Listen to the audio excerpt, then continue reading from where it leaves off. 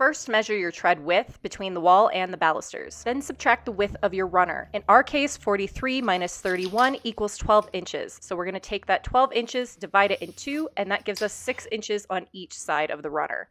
Using painter's tape to mark these measurements will help keep your runner center while you install it. Vacuum your treads and risers to remove hair, dust, etc., and then use a cleaner to wipe them down as well to make sure they're extra clean. This will help the carpet tape stay in place better.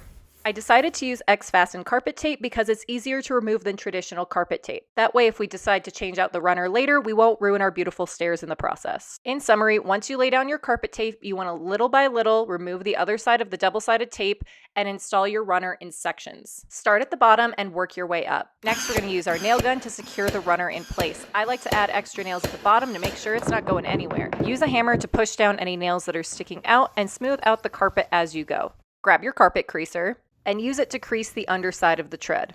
Then use your nail gun again to secure the runner in place. I also like to add 1 or 2 nails on the side to make sure it doesn't come up. The biggest difference between the runner and my last carpet install is that I don't want to damage the treads. So this time I'm not going to put any nails into the treads. I'm only putting nails into the risers. This way, if we decide to remove the runner, we can just patch up the holes in the risers and repaint them. Repeat this process at the bottom and the top of all of your risers. Truthfully, I'm a little sad that we had to cover up these beautiful stairs, but the runner and the safety it brings will be well worth it.